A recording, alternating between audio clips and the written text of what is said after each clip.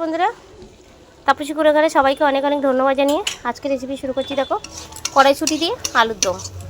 কড়াইশুঁটি দিয়ে আলুর দমের জন্য আমি এখানে নিয়ে নিয়েছি আদা বাটা, রসুন বাটা, একটা টমেটোর অর্ধেক বেটে নিয়েছি, মিক্সিতে পেস্ট করে নিয়েছি, আর অর্ধেক পেঁয়াজ। দেখো মশলাটা সুন্দর করে একদম পেস্ট হয়ে গেছে। আর পুরো ভিডিওটা দেখার জন্য সবাইকে অনুরোধ করব।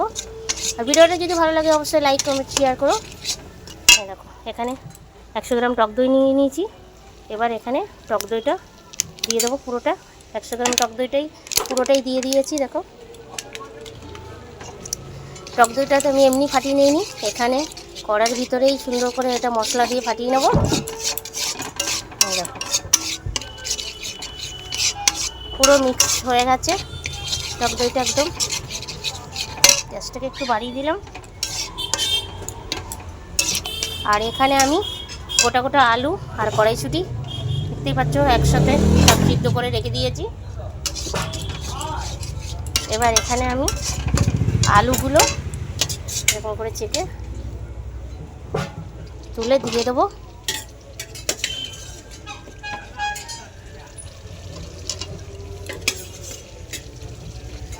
এই দেখো আলুগুলো এরকম পুরোটা দিয়ে পুরো একদম সুন্দর করে এরকম আলুগুলোর গায়ে একদম মশলাগুলো মিক্সড হয়ে যাবে।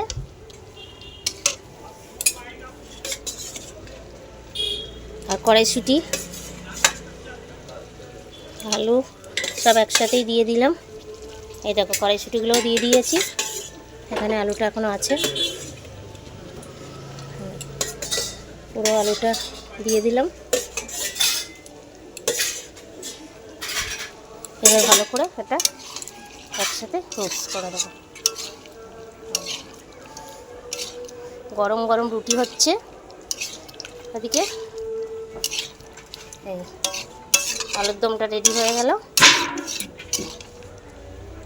একদম রুটির সাথে গরম গরম আলুর দম, কড়াইশুঁটির আলুর দম রেডি। আর যেসব দাদারা দিদিরা আমার ভিডিও দেখছো, লাইক করছো, কমেন্ট করছো, তাদের অসংখ্য ধন্যবাদ জানাই। দেখো আমার আলুর দমটা একদম রেডি হয়ে গেছে, কড়াইশুঁটির আলুর দম। আর আমার এই ভিডিওটা যদি ভালো লাগে অবশ্যই লাইক করো, কমেন্ট করো, শেয়ার করো। সবাই ভালো থেকো, সুস্থ থেকো। এখানেই রাখছি, আবার নতুন নতুন অন্য ভিডিও নিয়ে আবার শেয়ার করবো।